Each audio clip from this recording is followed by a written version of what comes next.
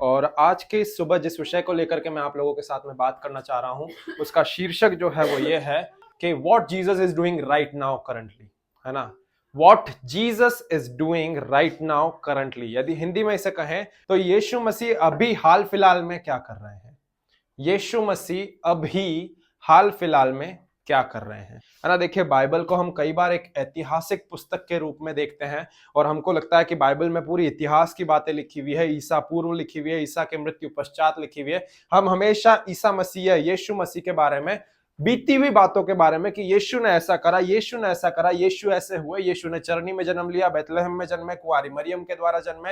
यीशु मसीह जो है उसके बाद में 30-33 साल तक जो है वे जिए, उन्होंने 3.5 साल की सेवकाई करी, उसके बाद में उन्होंने दुख उठाया, 39 कोड़े की मार खाई, क्रूस पे चढ़े गए, कांटों का ताज पहने, हाथों में कीलें ठोकी गई, उसके बाद में पैरों पे भी कीलें ठोकी गई, और उसके बाद में क्या हुआ, उनकी मृत्यु हो गई।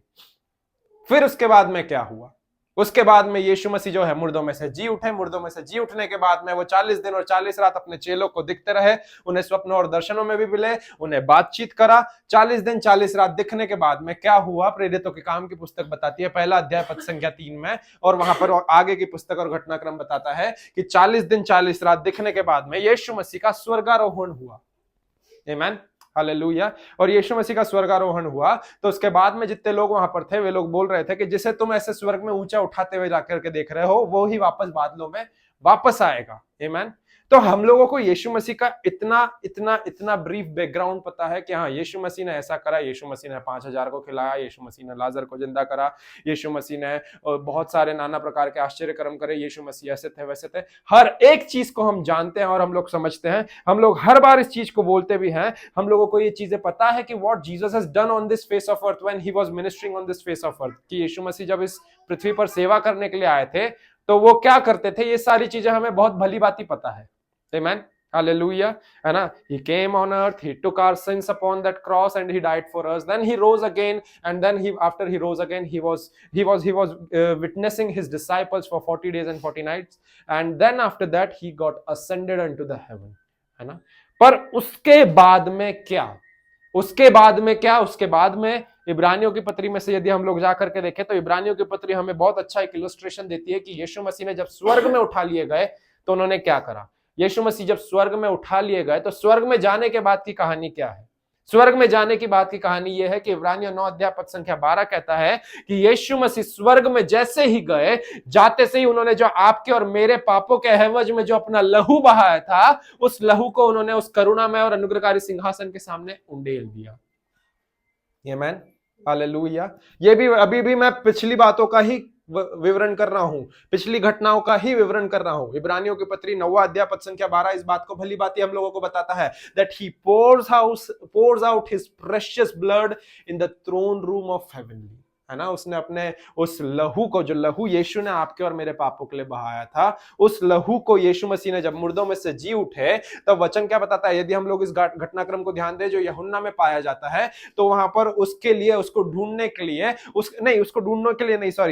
उसके शरीर के ऊपर वापस वहां पर यहूदियों की रीति और संस्कृति के हिसाब से उनके ऊपर इत्र लगाया जाता था, उनके शरीर को जो है वो इत्र से सुगंधित किया जाता था। तो इसीलिए उसके मरने के 3 दिन बाद में एक जो प्रभु से प्रेम करने वाली मरियम मगदलीनी थी, वो उसकी कब्र पे आई थी और वो क्या कर रही थी, वो देख रही थी कि उसकी देह कहां है, परंतु उसकी देह वहां पर नहीं थी। और कब्र के बाहर यीशु मसीह ऑलरेडी पुनरुत्थित जी उठे हुए थे और उन्होंने उसको देख करके कहा, उसने कहा, हे रब्बी क्या तू है? तो उसने क्या बोला, तू मुझे छू मत, क्योंकि अभी मैं महिमा को नहीं प्राप्त हुआ हूं, अभी मैं महिमा में नहीं पहुंचा हूं।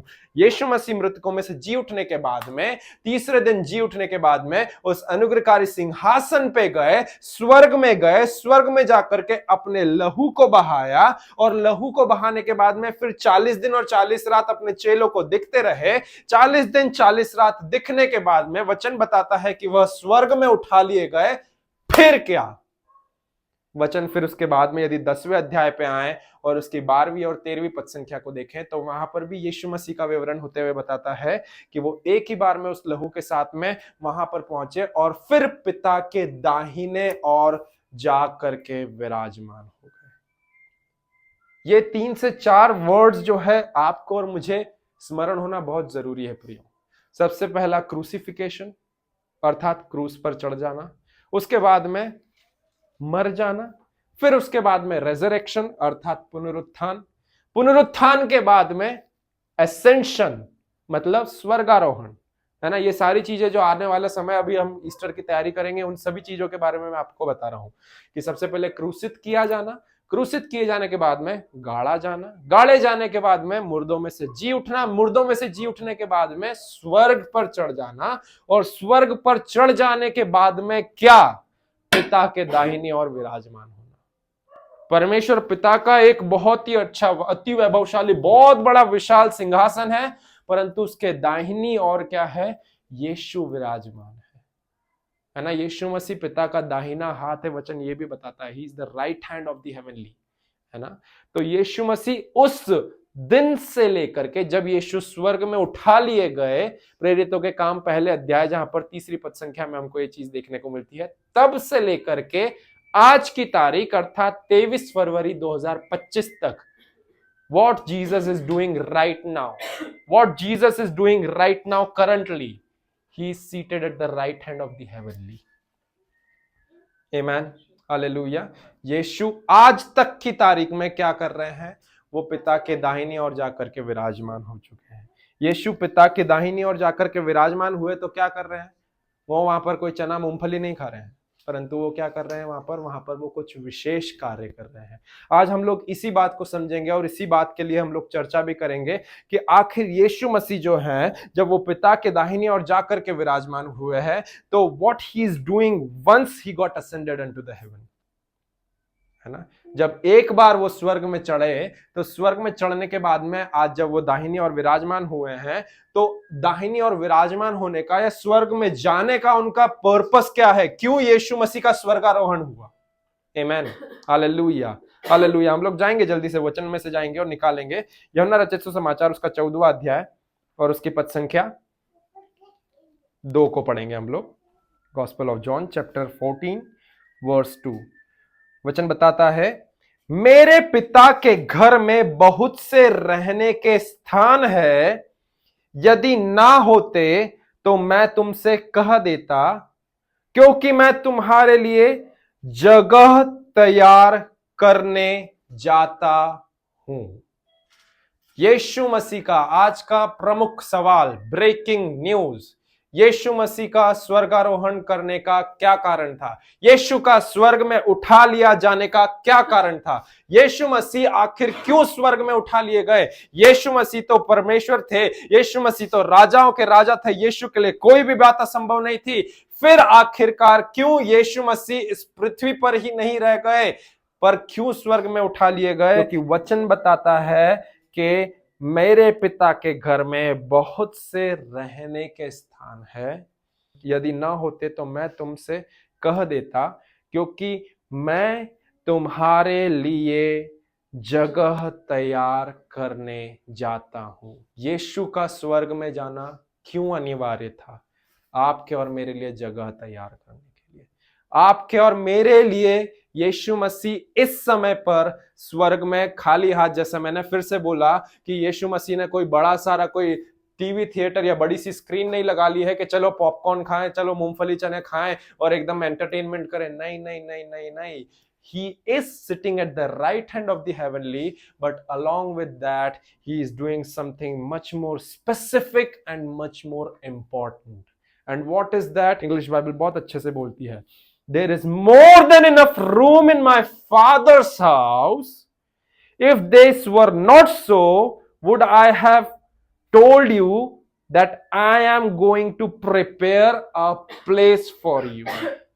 यीशु जब आपके और मेरे लिए स्थान को तैयार करने गए हैं, तो यीशु इस समय तैयारी कर रहे हैं। यीशु मसीह खाली हाथ नहीं बैठे हैं, परंतु यीशु मसीह इस समय पर भी काम कर रहे हैं। यीशु मसीह का पृथ्वी पर काम करना पूर्ण हो चुका है, परंतु स्वर्ग में भी वो काम कर रहे हैं। What Jesus is doing right now, he is preparing a place for you and me. वो आपके और मेरे लिए स्थान को तैयार कर रहे हैं। यीशु ने ऑलरेडी इस बात को बोल दिया था जब वो पृथ्वी पर थे, अपने चेलों के बीच में थे। वो बोल रहे थे कि अभी तुम मुझे देख पाते हो, परंतु कुछ पल कुछ क्षण बाद में नहीं देख पाओगे, और जब मैं तुम्हारे साथ नहीं रहूंगा तो ऐसा मत सोचना कि यीशु मसीह तो हमें tata bye bye goodbye करके चले गए। क्योंकि मैं जाता हूं और मेरे पिता के घर में जो बहुत से रहने के स्थान हैं, उनमें से तुम्हारे लिए एक जगह को तैयार करूंगा। आमीन, हालेलुया, हालेलुया। है ना, बहुत अच्छे से वचन यहाँ पर आपको और मुझे इस बात को बता रहा है कि जब यीशु मसीह का स्वर्ग में उठ जाना था, जब यीशु मसीह स्वर्ग में उठा लिए गए, तो स्वर्ग में उठा लिए जाने का एक उद्देश्य था प्रियो। There was a purpose behind the ascension of Jesus. What was that purpose behind the ascension of Jesus? The real purpose, Jesus got ascended unto heaven, is mentioned in the Bible. In the Gospel of John chapter 14 verse 2, it says, the reason I am going to the heaven is so that I can prepare a place for you. मैं स्वर्ग में क्यों जा रहा हूं? मेरे स्वर्ग में उठा लिए जाने का एक उद्देश्य है। जब मैं स्वर्ग में उठा लिया जाऊंगा तो मैं मेरे पिता के स्थान में, जहां पर बहुत से रहने के स्थान हैं, वहां पर तुम्हारे लिए स्थान को तैयार करूंगा। यीशु मसीह दाहिनी और विराजमान तो है प्रियो, परंतु उसके दाहिनी और विराजमान होने के साथ में वो आपके और मेरे लिए तैयारी कर रहा है, उस स्थान को तैयार कर रहा है। आमीन, हालेलुया। हम लोग बहुत सी बार हिचकिचाते हैं, बहुत सी बार डरते हैं, अरे मरने की बात मत करो, अरे मरने की बात मत करो। क्यों? क्योंकि we get used to it. हम इस संसार से बहुत ज्यादा ढल गए हैं, संसार के सारे रंग रीतियों से, सब चीजों से। हमें हमारा जीवन प्यारा है ना। प्रमुख बात यह है कि हम हमारे प्राण के लिए डरते हैं कि अरे हम मर गए तो क्या होगा, मर गए तो क्या हो गया। मेरी पत्नी अक्सर ये चीज बोलती है। क्या बोलती है? मरने के बाद में गए 6 फीट के खड्डे में, और क्या करा? कीड़ों ने खा के किया खत्म। इस शरीर को खत्म कर देंगे, परंतु इसके अंदर जो है उसको वहां पर जाना है जहां पे स्थान की तैयारी हो रही है। आमीन, हालेलुया। वहां पे इसके लिए तैयारी नहीं कर रहा है वो, है ना। ये तो वहां पर उसके उपस्थिति के सामने कुछ रह भी नहीं पाएगी, हो जाएगी। परंतु क्या? इसके अंदर जो आत्मा है ना। आत्मा कैसे कैसे कैसे बोल सकते हैं आत्मा? आदम को, यदि हम लोग बाइबल को, मैं ये मेरा टॉपिक से बाहर जा रहा हूं, परंतु यदि हम लोग वचन में से जाए ना, तो 2 बार आदम की सृष्टि हुई थी। उत्पत्ति 1 अध्याय पद संख्या 27 खोले तो वहां पर वचन बोलता है, आओ हम मनुष्य को अपनी स्वरूप और समानता में रचे। उत्पत्ति 2 अध्याय पद संख्या 7 में जाए तो वचन वहां पर बताता है कि फिर परमेश्वर ने आदम के नथनों में जीवन का श्वास फूका और वह जीवित प्राणी बन गया। दैट मीन्स पहले आत्मा रची गई थी और फिर उसको, आत्मा को रहने के लिए शरीर रचा गया था। तो शरीर प्रभु की उपस्थिति में नहीं जाएगा, परंतु आत्मा बनी रहेगी। आमीन, हालेलुया। तो हम लोग वापस से हमारे उद्देश्य पे आएंगे कि यीशु मसीह क्यों स्वर्ग में उठा लिया गया और यीशु मसीह अभी क्या कर रहा है। यीशु मसीह का स्वर्ग में उठा लिए जाने का एक उद्देश्य था, और वो उद्देश्य क्या था? कि वो आपके और मेरे लिए एक स्थान को तैयार कर सके, वो आपके और मेरे लिए उस जगह को तैयार कर सके। क्योंकि वचन बहुत स्पेसिफिकली वहां पर बोल रहा है। वचन बताता है कि in my father's house there are many many many rooms. English Bible का एक और अनुवाद बोलता है, in my father's house there are many mansions and I am going to prepare a place for you। यीशु जाता है कि वो आपके और मेरे लिए स्थान तैयार करे, और वो स्थान कैसे तैयार करता है, अब हम लोग थोड़ा सा और उसके लिए डीपर जाएंगे और समझेंगे कि यीशु मसीह कैसे आपके और मेरे लिए उस स्थान को तैयार कर रहे हैं, है ना। How God prepares, how Jesus prepares a place for you and I in that mansions of Father's house। उस पिता के बड़े सारे विशाल घर में यीशु मसीह कैसे आपके और मेरे लिए स्थान को तैयार कर रहे हैं। उसका उत्तर सिंपली ये है कि यीशु मसीह केवल और केवल मध्यस्थता करने के द्वारा, केवल और केवल बिछवाई करने के द्वारा आपके और मेरे लिए उस स्थान को तैयार कर रहे हैं। यीशु मसीह आपके और परमेश्वर के बीच में, जो पिता परमेश्वर, हम लोग सब करते हैं ना, पिता पुत्र पवित्र आत्मा, हम लोग जानते हैं। तो पिता परमेश्वर के और मनुष्य के बीच में यीशु मसीह एक मध्यस्थ बन के, एक मीडिएटर बन के रह गए हैं। यीशु मसीह एक बिछवाई करने वाले, एक बीच के व्यक्ति बन गए हैं, है ना। एक बीच के व्यक्ति जिसने मनुष्य जाति को और परमेश्वर को एक करा है। इसको मैं और अच्छे उदाहरण से बोल सकता हूं कि उदाहरण के तौर पे, जब मेरा और मेरी पत्नी का रिश्ता हुआ तो उन दोनों के लिए, हमारे और मेरा और मेरी पत्नी से मिलने के लिए एक बीचवान था वहां पर। और वो बीचवान कौन था? वो बीचवान शायद बड़ी माँ हो सकती है, या वो बीचवान क्योंकि मेरी पत्नी के पिताजी ने डैनियल अंकल से सलाह ली थी कि कैसा लड़का है ना, डैनियल अंकल हो सकते हैं, या फिर वो पास्टर राकेश हो सकते हैं। तो ये बीचवान थे जिन्होंने क्या करा, हम दोनों को एक करने में हेल्प करी। यदि मम्मी के लिए बात करें तो मम्मी के लिए, मम्मी और पापा का शादी होने के लिए उस टाइम पे नानी के पास में एंथोनी नाना एक बीचवान का काम करे थे, है ना।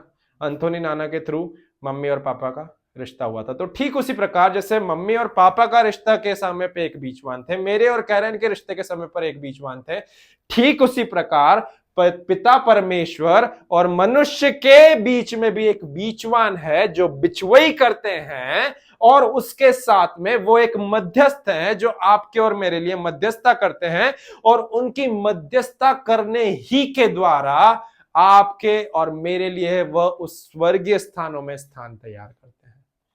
अब मध्यस्थता कैसी होती है मैं आपको बताना चाहूंगा। मध्यस्थता ऐसी होती है कि जब कभी भी हमने यीशु को अपने जीवन में ग्रहण कर लिया कि यीशु मसीह तू मेरे जीवन का प्रभु और स्वामी है, तब यीशु मसीह ने आपके और मेरे जीवन में एंट्री ले ली है। अब जब यीशु ने आपके और मेरे जीवन में एंट्री ले ली है तो उसके बाद में क्या होगा, अब जब कभी भी यदि हम कुछ भी गुनाह पाप अपराध करेंगे, कुछ भी गलत अगर हम हमारी आंखों से देख रहे होंगे और हम लोग वहां पर पाप से भ्रमित हो रहे होंगे, तब यीशु मसीह स्वर्ग में खाली हाथ नहीं बैठा रहेगा। जब परमेश्वर का क्रोध आपके ऊपर भड़केगा कि अरे ये व्यक्ति ने तो तुझे चखा है और ये देख अभी भी गलत गलत काम कर रहा है, यीशु मसीह बोलेगा उसने अभी भी मुझे जाना है, उसने, मैं बीचवान हूं यहां पर, वो मेरे द्वारा आपके पास में आ रहा है, उसके पाप आपने ऑलरेडी क्षमा कर दिए हैं, आपने मेरे द्वारा पाप क्षमा कर दिए हैं। यीशु मसीह फटाक से बीच में आकर के खड़े हो जाएंगे। जब भी परमेश्वर का क्रोध आपके ऊपर भड़कने को होगा, यीशु मसीह फटाक से उचक करके आकर के खड़े हो जाएंगे, नहीं पिता उसे क्षमा कर दे, क्योंकि तूने कहा, क्या कहा, तूने मेरे द्वारा उस व्यक्ति के सारे पाप क्षमा कर दिए। फिर यदि आप कोई सी गलती करेंगे या पाप में पड़ेंगे, यीशु मसीह फिर से ऐसे बिचवाई या ऐसे मध्यस्थता यीशु मसीह करते हैं, है ना। मैं इस चीज को बहुत स्पष्ट बोलना चाहूंगा, जिस दिन से मैंने यीशु को जाना उसके बाद से ऐसा नहीं है कि मेरा जीवन कोई साधु संत महात्मा जैसा हो गया। ये शरीर, ये मनुष्य कहीं ना कहीं अनचाहे रीति से गलतियां करता है, परंतु हमारे पास में एक बीचवान है, एक मध्यस्थ है जो स्वर्ग में बैठा हुआ है। जब कभी भी पाप के फंदे में पड़ते हैं, वो खड़ा है तत्पर कि प्रभु इसे क्षमा कर, वो तेरा बेटा या बेटी है, उसने मुझे जाना है, उसके ऊपर तेरा क्रोध ना भड़कने वाला हो सके, प्रभु उसके पाप को क्षमा कर, उसने जाने अनजाने में करा है उसे क्षमा कर।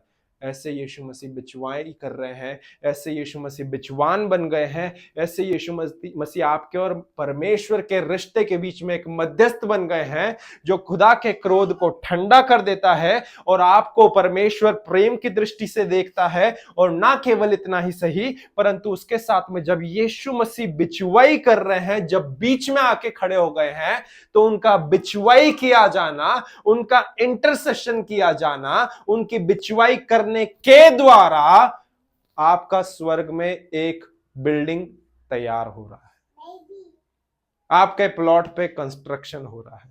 यदि यीशु बिचवाई नहीं करेंगे ना, तो फिर हमारा टिकट कभी भी कंफर्म नहीं होगा। इस बात को समझ लें।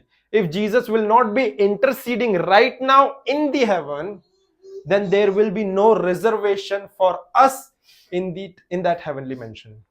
मैं इस चीज को फिर से बोलना चाहूंगा, that if Jesus would not be interceding right now in the heaven, then we will not have any reservation in that heavenly places. यदि हिंदी में कहूं तो यीशु मसीह यदि बिचवाई नहीं करेंगे, यदि यीशु मसीह बीचवान नहीं रहेंगे आपके और परमेश्वर के रिश्ते में, तो फिर जैसे ट्रेन के लिए हम कोई सा भी रिजर्वेशन या टिकट कराते हैं, तो वो टिकट कभी भी कंफर्म नहीं होगा। हम लोगों को ऐसा ही लगेगा, अरे टिकट होगा कि नहीं, अरे टिकट होगा कि नहीं, अरे टिकट होगा कि नहीं। परंतु यीशु मसीह का इंटरसेशन करना, यीशु मसीह जब आपके और मेरे लिए बिचवाई करते हैं, तो वो इस बात को आपको और मुझे खातरी देता है, इस बात का आश्वासन देता है, इस बात की पुष्टि करता है कि आज नहीं तो कल परमेश्वर के स्थान में, जो परमेश्वर के स्थान में यीशु हमारे लिए स्थान तैयार कर रहा है, वहां पर हमारा रिजर्वेशन, हमारा टिकट कंफर्म है। अब उसके बाद में भले ही से मैं कितने भी गंदे काम कर रहा हूं, भले ही से मैं कुछ भी कर रहा हूं, यदि मैं प्रभु के सामने एक क्षमा याचना के साथ में आ रहा हूं, तो प्रभु नो डाउट मुझे उस स्थान में प्रवेश दिला करके ही रहेगा। प्रभु का क्रोध ठंडा करने का काम यीशु का इंटरसेशन कर रहा है। परमेश्वर का कोप आपके ऊपर भड़कने को रोकने के लिए यीशु मसीह बिचवाई कर रहा है। भले ही से हम लोग कल एक वचन एला को पढ़वा रहे थे, वहां पर वचन क्या बोल रहा था, चाहे तुम्हारे पाप अर्गवानी रंग के भी हो तो भी वो हिम के समान उजले किए जाएंगे। क्या कोई लाल रंग को सफेद कर सकता है? दुनिया की कोई ताकत नहीं है, कोई ताकत नहीं है, परंतु यीशु का लहू है। यीशु का लहू है जो आपके और मेरे पापों के लिए बहा है, और उसके लहू में नहा करके हम धो करके शुद्ध कर दिए गए हैं। हमारे सारे अभद्रता, हर एक मलिनता के काम जो है, जितने भी वचन बोलता है कि हमारे धार्मिकता के काम खुदा के सामने फटे हुए मैले चिथड़ों के समान होते हैं प्रियो। हम अपने आप से कितने ही कोशिश करें, है ना, कि हम अरे प्रभु के सामने मैं बिल्कुल टिप टॉप दिखूंगा, परंतु अंदर से यीशु जानता है ना, अंदर से यीशु जानता है। परंतु क्या करा उसने उसके पुत्र को एक नमूना बना के भेज दिया कि उस पुत्र से केवल प्रेम करने वाले हो सके, और सारी चीजें, सारी गलतियां उसमें ढप जाएगी हमारी। यदि हम प्रभु से प्रेम करेंगे, यीशु से प्रेम करेंगे, तो यीशु से प्रेम करना ही केवल, मैं सिंपली इस चीज को जानता हूं, है ना, मैं ये नहीं बोल रहा हूं कि अरे मेरे साथ में तो एकदम फूफा शूशा हुआ। जिस दिन मैं, सब मेरे परिवार वाले जानते हैं मेरा पहला जीवन कैसा था और अभी का जीवन कैसा है, परंतु एक चीज मैं बताना चाहता हूं कि मेरे साथ में कोई शूशा फूफा नहीं हुआ। बस यीशु के प्रेम को समझ लिया और जीवन बदल गया। यीशु के प्रेम को समझ लिया और गलत आदतें छूट गई। यीशु के प्रेम को समझ लिया और गलत रिश्ते छूट गए। यीशु के प्रेम को समझ लिया और छुटकारा हो गया। यीशु के प्रेम को समझ लेंगे तो उसमें सब चीजों से रिहाई मिलनी है। हर दिन प्रतिदिन मैं यही प्रभु से प्रार्थना करता हूं, प्रभु मुझे तेरे प्रेम को समझने में और मदद कर, प्रभु मुझे तेरे प्रेम को समझने में और मदद कर। हम लोग फिर से अपने टॉपिक से आगे जा रहे हैं। हम लोग इसी बात को लेकर के बात कर रहे थे, यीशु कैसे इस स्थान को तैयार करता है, बिचवाई करने के द्वारा। जब वो बीचवान बन जाता है, परमेश्वर का क्रोध आपके ऊपर जो प्रकट होने पर होता है वो ठंडा हो जाता है। जब वो बीचवाई करता है, जब वो मध्यस्थ बन जाता है, बीच में एक मीडिएटर या एक इंटरसेसर का काम करता है, so the intercession of Jesus actually calm down the wrath of God which is upon you. The intercession of Jesus actually prepares a place for you in heaven, है ना। यीशु का मध्यस्थता करना वो क्या करता है, वो आपके लिए स्वर्ग में इस स्थान को तैयार करता है। आपको और मुझे इस चीज को समझने का जरूरत है। आप सोच रहे हैं कि कैसा यह संभव है ना।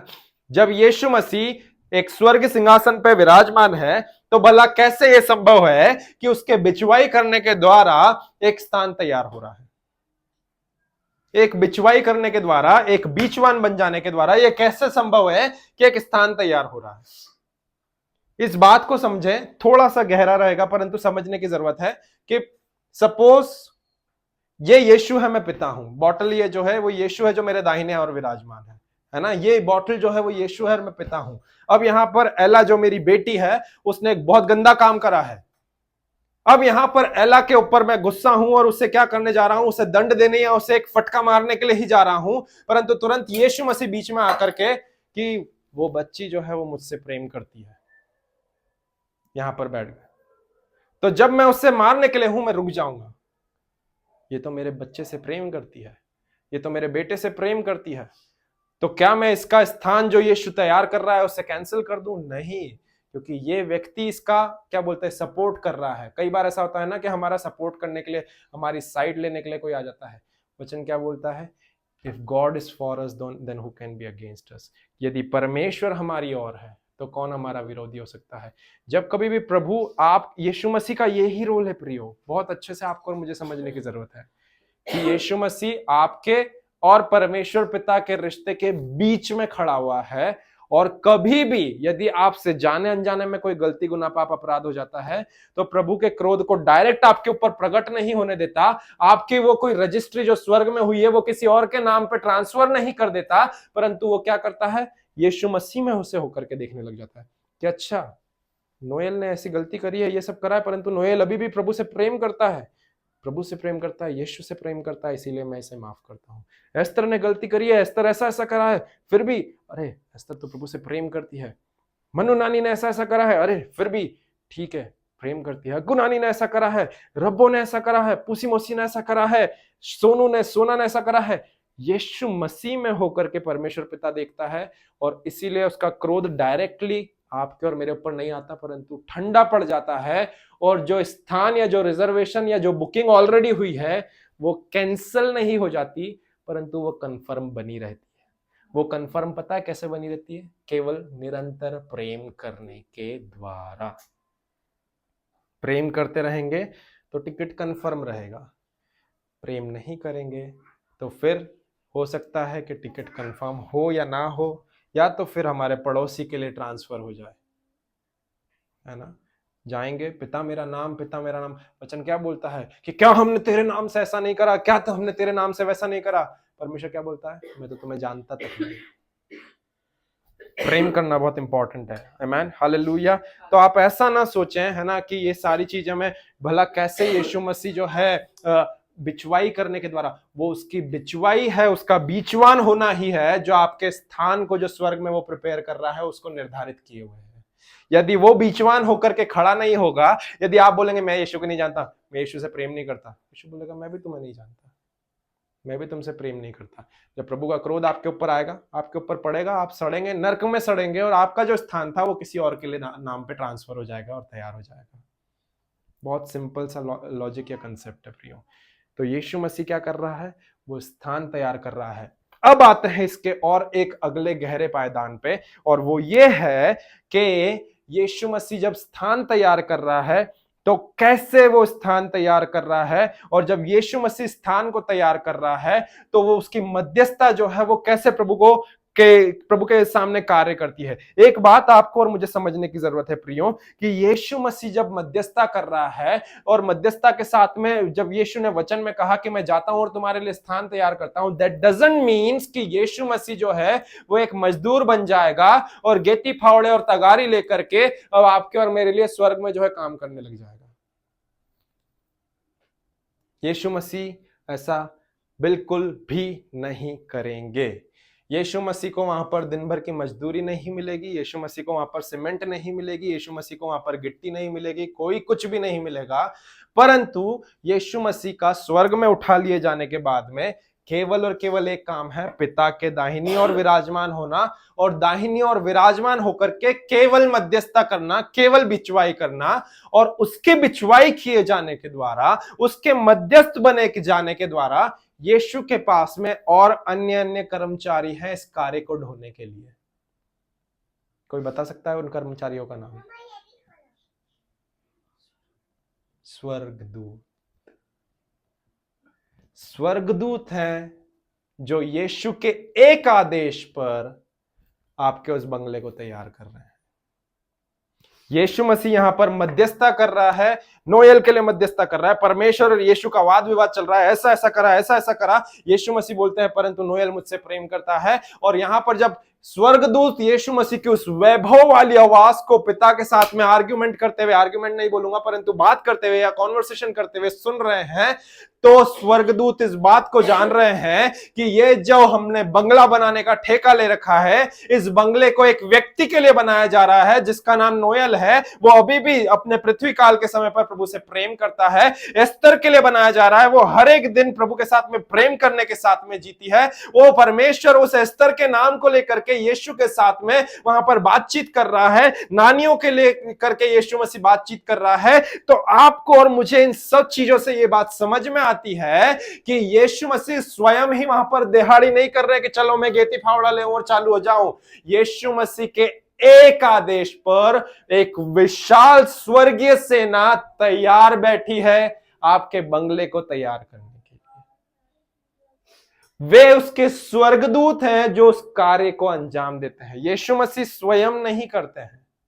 आमीन, हालेलुया।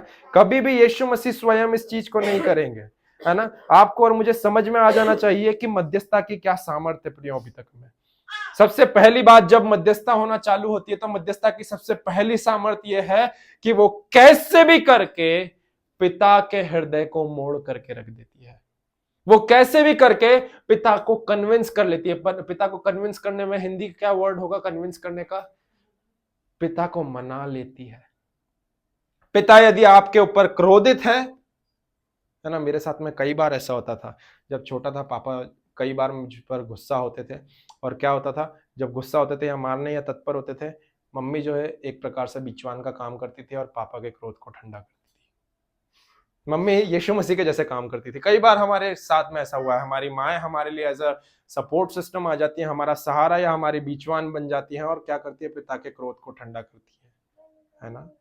और वो ही चीज आपको और मुझे समझ में आना चाहिए कि जब बिचवाई होती है, जब कोई व्यक्ति बीचवान बन जाता है, तो वो बिचवाई करना या बीचवान बन जाना, उसकी सामर्थ्य नंबर 1 वो ये है कि वो पिता के क्रोध को ठंडा कर लेती है या पिता को मना देती है। परमेश्वर पिता को मनाती है। और उसके साथ में दूसरी बात यह है कि जब भी बिचवाई की जाती है या जब भी यीशु मसीह बीचवान बन करके आपके लिए मध्यस्थता करते हैं, तो उनका बिचवाई करना या उनका मध्यस्थता किया जाना वो क्या करता है, वो स्वर्गदूतों को कार्य पे लगा देता है।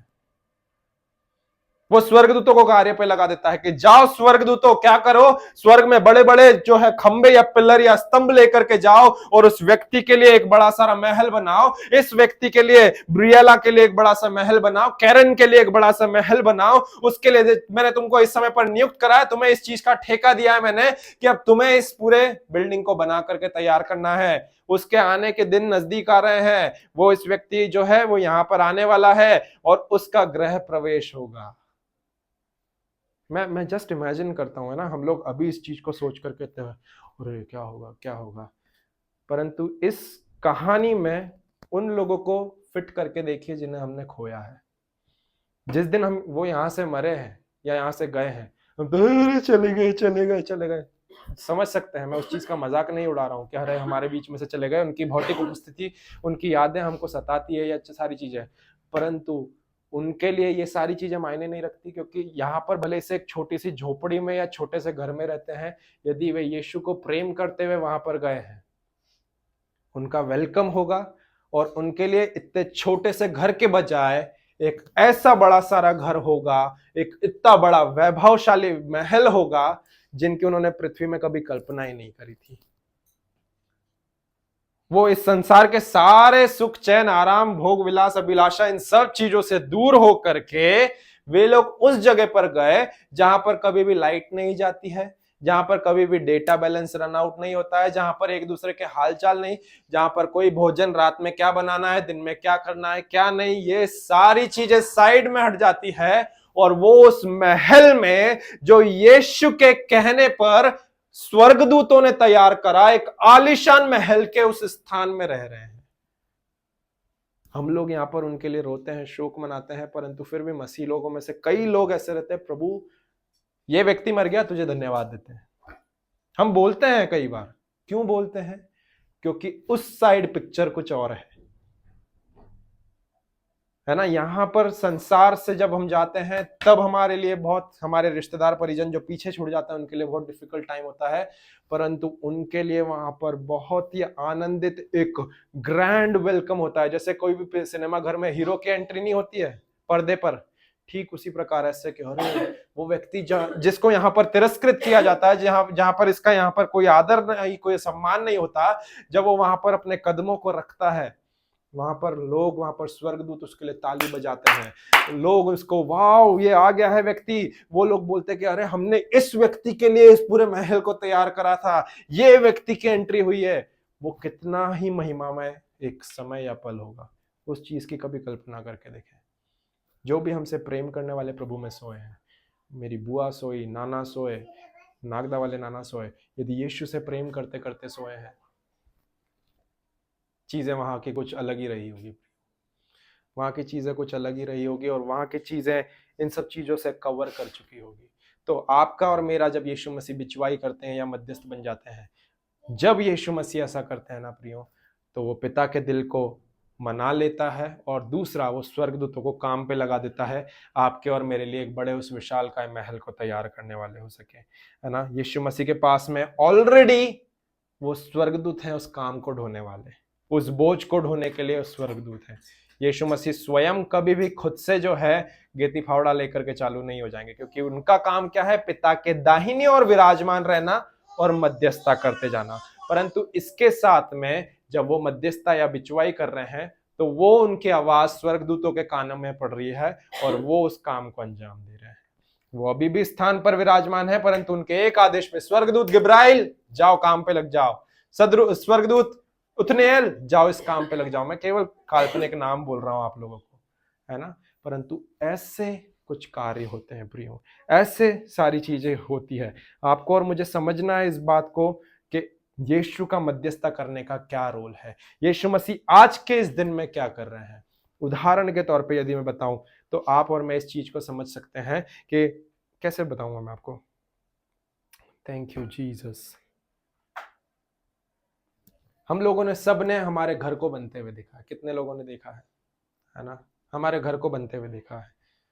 जितने भी लोगों ने उस घर को बनते हुए देखा है, क्या आप और मैं स्वयं उस घर की ईंट और गिट्टी और चूना लेकर के काम पे लग गए? नहीं। मुझे आज भी मैं उस टाइम पे चौथी कक्षा में था, परंतु इस घर को बनाने वाले ठेकेदार का नाम याद है कि मांगीलाल मालवीय करके वो ठेकेदार था जिसने इस घर का ठेका लिया था और इस घर को बना करके तैयार करा था। आप लोगों ने भी, आपके घर को जिन लोगों ने भी बनवाया है, आपको उस ठेकेदार का या उस मिस्त्री या उस मजदूर का नाम याद होगा जिसने उसकी घर की दीवारों को, कमरों को, चौखट को, सब चीजों को बनाया है। मेरा प्रश्न आपसे यह है कि आप मुझे यह बताएं कि जब भी कोई ठेकेदार मकान का ठेका लेता है तो क्या वो ठेकेदार स्वयं आकर के वहां के फावड़े चलाता है, वहां का माल बनाता है, वहां की तगारी उठाता है, या और वहां पर जाकर के उसका मोटा प्लास्टर या बारीक प्लास्टर करता है? क्या ये सारा काम ठेकेदार का होता है? नहीं। वो ठेकेदार के पास में उसके स्वयं के मिस्त्री और मजदूर होते हैं जो उस काम को पूरा करते हैं। आप समझ पा रहे हैं मैं इस चीज को कहां पर लेके जा रहा हूं? यीशु मसीह ने आपका और मेरा स्वर्ग में एक बंगला बनाने का ठेका परमेश्वर पिता से ले लिया है। वो ठेका यीशु ने कैसे लिया है, वो कॉन्ट्रैक्ट यीशु ने कैसे हासिल किया है?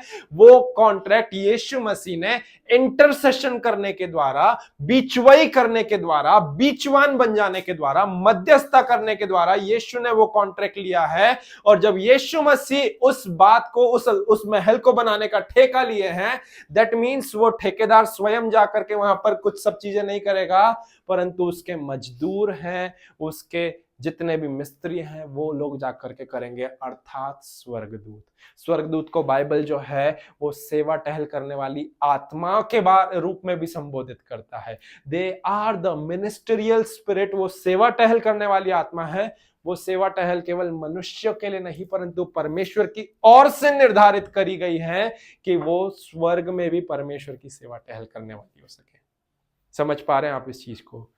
वो लोग उस काम को अंजाम दे रहे हैं। हम लोगों को इस बात को समझ में आना जरूरी है प्रियो कि यीशु मसीह का बिचवाई करना, यीशु मसीह जब यीशु बोलते हैं कि मैं जाता हूं और तुम्हारे लिए स्थान को तैयार करता हूं, वो उस स्थान को तैयार आपके और मेरे लिए बिचवाई करने के द्वारा कर रहे हैं। यीशु जब बिचवाई कर रहे हैं तो उनके बिचवाई करने के, उनके बीचवान बनने के द्वारा आपके और मेरे लिए स्वर्ग में वह स्थान तैयार हो रहा है। यीशु मसीह जब आपके और मेरे परमेश्वर के साथ में रिश्ते में एक मध्यस्थ बनकर के ठहर गए हैं, तो उनका मीडिएटर बनना, उनका इंटरसेसर बनना, उनके इंटरसेशन किए जाने के द्वारा यीशु मसीह आपके और मेरे लिए स्वर्ग में उस स्थान को तैयार कर रहे हैं। His intercession is preparing a place for you in the heaven, है ना। उनका केवल और केवल जब जब जब जब वो बिचवाई करेंगे तब आपके और मेरे लिए स्थान तैयार होगा। आखिरी एग्जाम्पल देकर करके मैं समाप्त करना चाहूंगा। आज की तारीख है 23 फरवरी 2025।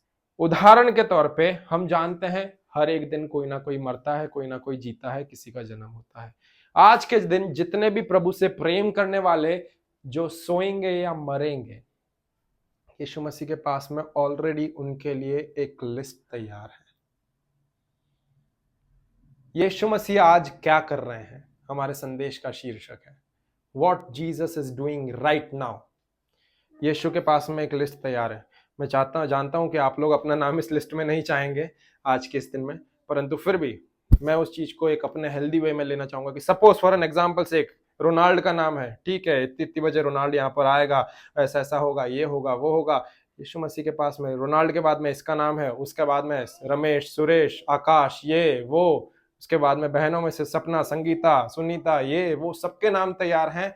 यीशु मसीह के पास में आज के लिए काम है कि जब जैसे ही जिस पल ये लोग यहाँ पर एंट्री लेंगे, सबसे पहले जैसे ही अगर मेरी एंट्री होती है, प्रभु इसने तुझसे प्रेम करते करते अपने दम को तोड़ा है, ऐसा ऐसा करा है, प्रभु इसका स्थान वहां पर तैयार है। यीशु मसीह, परमेश्वर बोलता है, बहुत अच्छे मेरे प्रिय विश्वास योग्य दास, तो थोड़े से में विश्वास योग्य रहा, जा तेरे लिए बहुत भी तैयार है। उसके बाद में रमेश, अगला नंबर आया रमेश के लिए, सुरेश, सुरेश के लिए, आकाश, आकाश के लिए, संदीप, संदीप के लिए, संगीता, संगीता के लिए।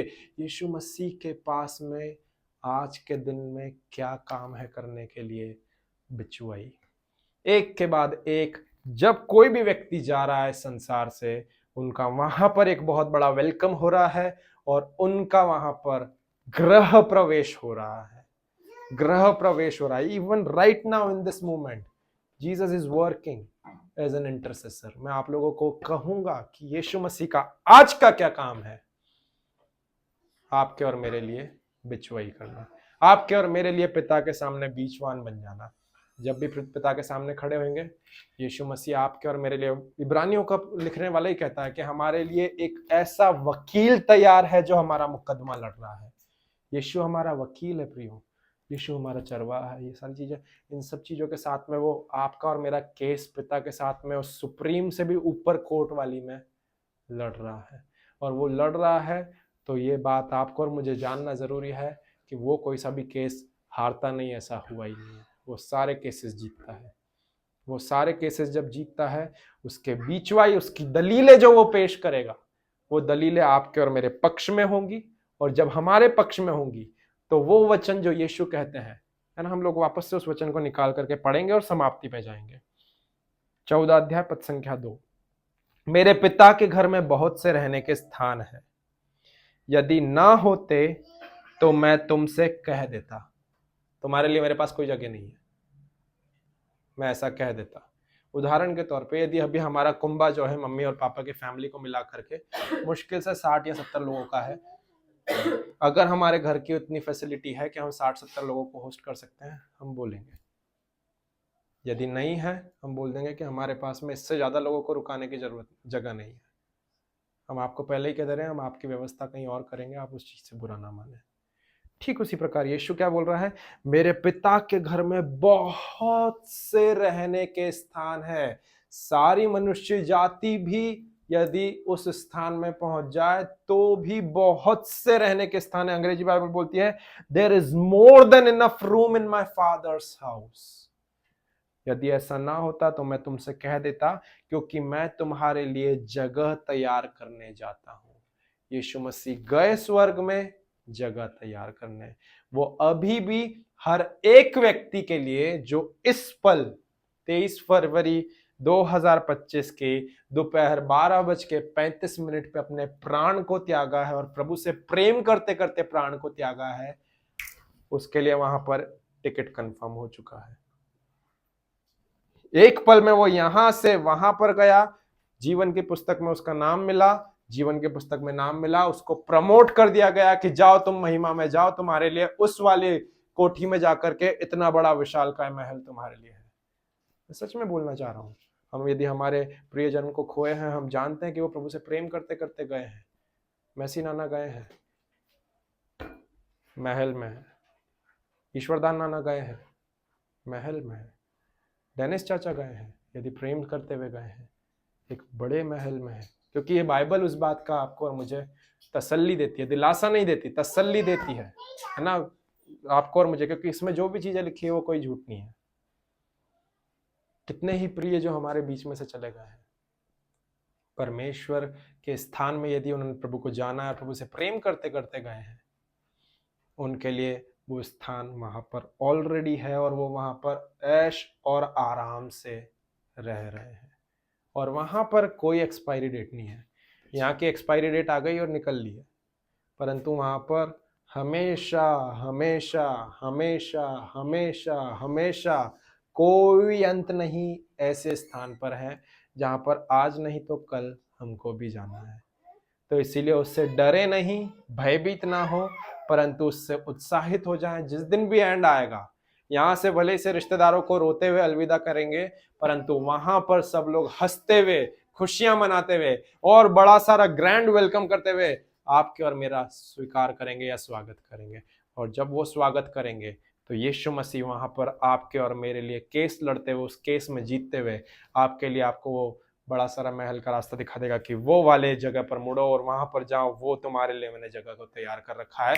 मैं तुम्हारे लिए जब तक तुम इस पृथ्वी पर थे तुम्हारे लिए बिचवाई करता रहा, और जिस दिन तुम मृत्यु को प्राप्त कर लिया उस दिन तुमने इस केस को जीत लिया, क्योंकि तुम निरंतर अपनी आखिरी सांस तक मुझसे प्रेम करते आए हो। इसीलिए तुमने इस जगह को अपना लिया, इस जगह को हासिल कर लिया है मुझसे प्रेम करने के द्वारा। आमीन, हालेलुया। क्या कर रहा है यीशु आज के दिन, इस समय, इस पल क्या कर रहा है? कई बार हमारे साथ में ऐसा होता है, प्रभु तू क्या कर रहा है, तुझे ऐसा नहीं दिख रहा, प्रभु तुझे मेरी अवस्था नहीं दिख रही, प्रभु तू क्या कर रहा है, प्रभु तू क्या कर रहा है? बिचवाई कर रहा है। बिचवाई कर रहा है कि जो रजिस्ट्री आपके नाम हुई है वो किसी और के नाम में ट्रांसफर नहीं हो जाए, क्योंकि अगर ऐसा हो गया तो बहुत बड़े लफड़े हो जाएंगे, है ना। इसीलिए भले से कैसे भी आंधी तूफान क्यों ना आ जाए, यीशु के साथ अपने रिश्ते को ना छोड़ें, उसके साथ प्रेम करें और उसके साथ में उसकी जो भी बातें लिखी हुई है उसको आज्ञा पालन करें। वो रजिस्ट्री जिस दिन मरेंगे उस दिन आपके और मेरे हाथों में मिल जाएगी, और वो कमरा हमें मिल जाएगा जहां पर कोई रोना नहीं, कोई क्लेश नहीं, कोई दुख तकलीफ नहीं, परंतु आनंद ही आनंद रहेगा, आनंद ही आनंद रहेगा। मसीहों को डरने की बात नहीं है। पौलुस पता है क्या बोलता है इस चीज को लेकर के? वो बोलता है कि यदि मैं if I live then I live in Christ and if I die in gain. मेरे लिए जीना मसीह है और मर जाना लाभ है। यदि मैं जी रहा हूं तो यीशु मसीह की पहचान में जीऊंगा, और यदि मैं मर गया तो मैं जानता हूं कि वो मेरे लिए लाभ होगा। मृत्यु कैसे किसी के लिए लाभ हो सकती है प्रियो?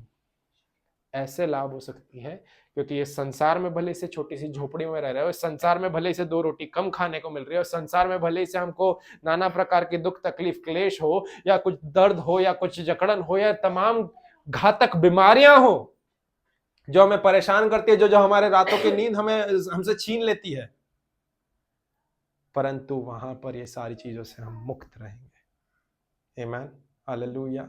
यीशु मसीह अभी भी खाली हाथ धर के नहीं बैठा हुआ है कि क्या करूं, चलो ठीक है देख रहा हूं मैं, अरे अच्छा ऐसा चल रहा है, ऐसा चल रहा है, ऐसा चल रहा है। नहीं नहीं नहीं नहीं नहीं, उसकी बिचवाई आपके और मेरे लिए स्थान को तैयार कर रही है। उसका इंटरसेशन किया जाना is preparing a place for us in that heaven.